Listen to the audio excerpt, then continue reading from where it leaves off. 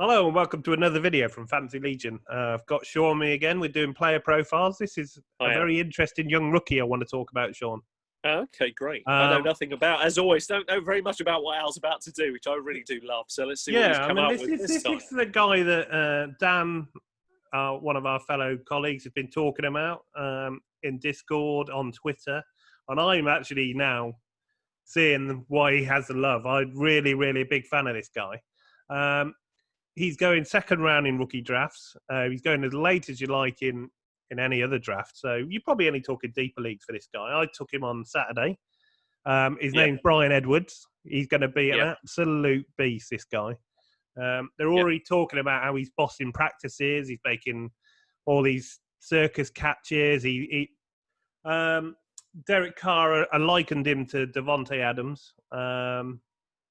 Saying he's violent, but in a good way. I mean, that's the sort of guy I want. So, he hasn't got much to beat out.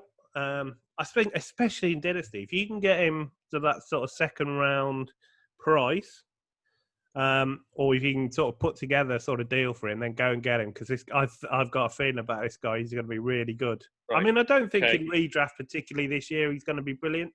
He could be. But I think he's got a big future. I was reading some about a dominator matrix. Apparently, he's the best wide receiver that's scored on that since 2015. To be honest, I mean, for what it's worth, I mean, that doesn't always equivalent. It's not really, doesn't always sort of translate to the NFL. But, you know, I think he's going to be a decent shot. And I just wanted to talk about him because I think he is a guy I like a lot. And I think... I just wanted people to know, really. I don't know what you think of him. What do you think of him? Maybe I've got to be honest. He's a guy that's definitely flown under the radar, and it's another lesson learned really for this year. The Raiders have one guy who scouts most of their players primarily, and you know who I mean. Yeah, Mike Mayock, isn't it? Mayock, yeah. And he is fantastic at spotting rookie talent, to be honest. He's been brilliant at doing this. And he touted him, and I paid no attention to it. And that's a mistake, because this guy is really under the radar. And I think you're right. I think in Dynasty, I think he's going to pay some dividends to those that took him in the second round. So well done to those that have picked him up and gone after him. I think he's a player that I should have placed a little higher on my board when I'm looking at him and what I'm hearing about him. And he should have snuck into the back end of the first round in these rookie drafts. I know that it's not guaranteed that he's going to work out. Well, I mean, you don't have to take him back end of the rookie drafts. That's the thing. You can take him in.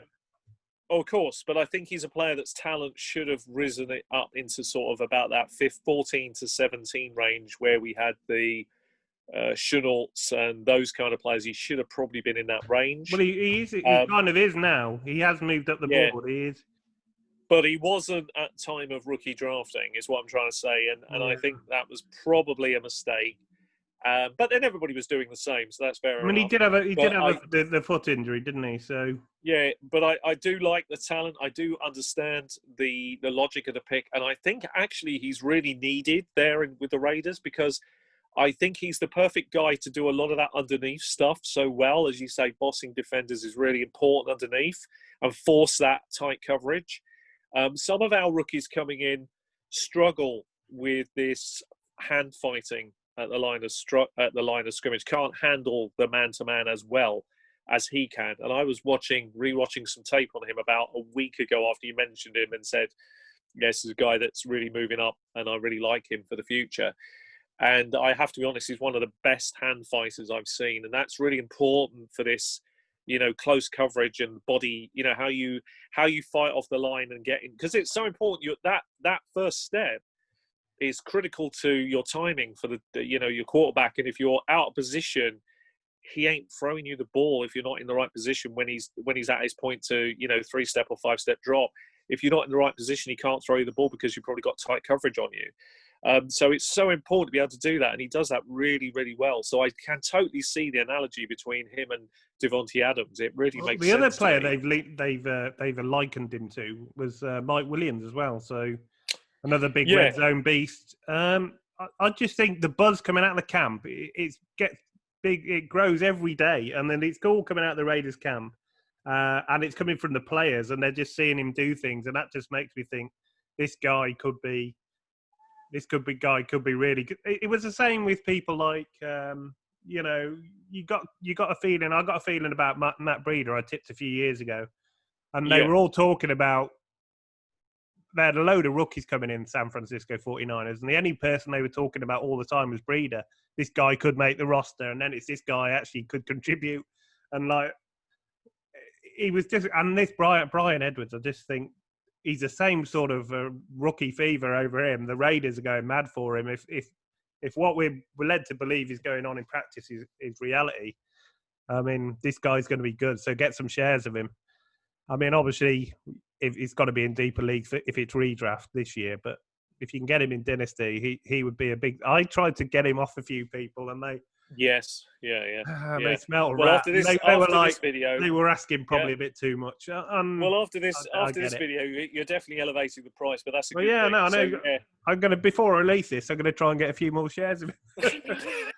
Before it goes live, you got to, haven't you? Because if I'll be dead in the water. Because people know I love him now. They're going to be there's certain people who are going to be offering me.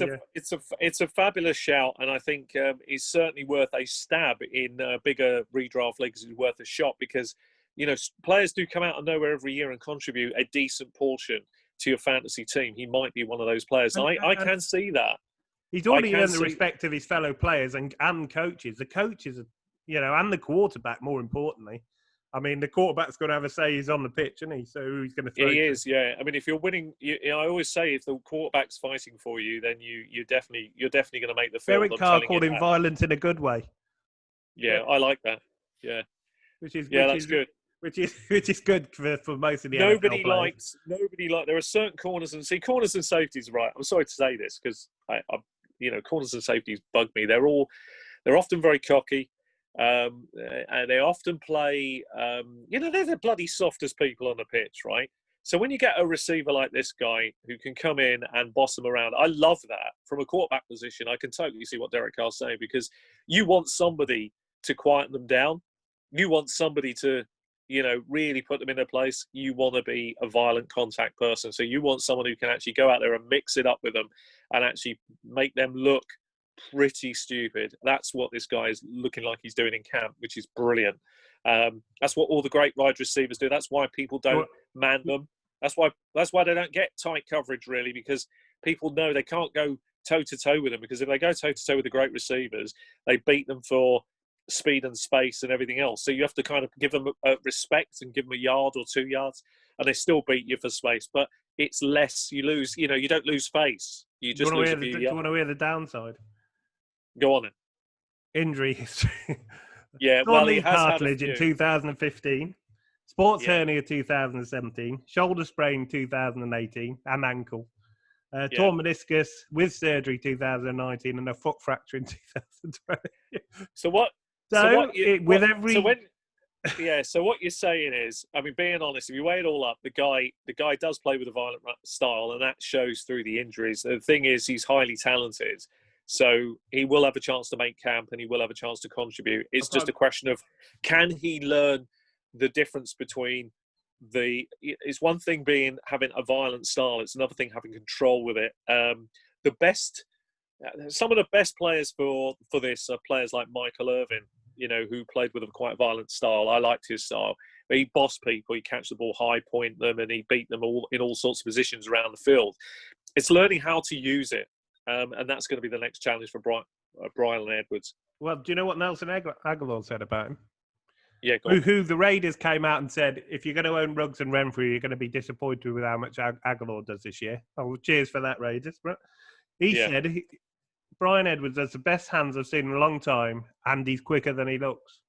So fair enough. So maybe he's not the quickest, but a few of them were saying he's quicker than his 40 time was at the combine. So speed is. He's more of a physical player anyway, isn't he? So it's not about all this speed business is just ridiculous. Just get into space. If somebody can get into space, I couldn't care if they're the slowest player in the world. If you can find a way to get space, great. That'll take care of itself. Yeah, exactly. You'll get the ball. It's just about getting into space. Speed doesn't always do that. And sometimes people are much quicker than they play. There's a great example of this, Terrell Davis. He was, 4.5, 4.56 clock speed. That's not exactly fast, but I'm much faster than that, Sean. Yeah, of course. Now, how many big plays did he break? I mean, because he broke big plays. 6 days. He broke big plays because he was able to glide along the line and cut to the correct hole. He was just an exponent at doing it, the same as some of the great players in their heyday. So yeah, this could be a very interesting guy to watch. I'm very curious to see how it works out. But I just wanted to put it out there. He's somebody that I was like, I really want to get a few shares. I think drafting Dynasty with confidence. If you've still got any Dynasty leagues that are doing any drafting, or if you're trading for him, if you can. I mean, he's going middle of the second round, so it's not like you've got to pay a high price either. So. And in redraft big leagues, take a flyer if you fancy it. And if you're a bit concerned about the injuries, you haven't got to worry in the smaller leagues because he's not probably a player you're going to be drafting. No, he's not going to. You're not going to be drafting him in sort of 10, 12-man leagues probably at all. So that's great. Unless you got deep benches, then he's worth a stash, I think. And I'm really pleased you highlighted him. I'm very interested to see what he does. So well done, Al. That's a good player to pick out. All right. Well, if you've enjoyed the video, if you like Bryan Edwards, let us know. If you're a big fan, give us a thumbs up. Subscribe to the channel for more, and if you want to support us and buy the draft kit, lots of good information in there. We've got a rookie draft kit, and there's a big piece about Bryan Edwards in there now that I've just added actually. So that you could buy that in the link below. So thanks very much for watching, and we'll see you on the next one. See you soon.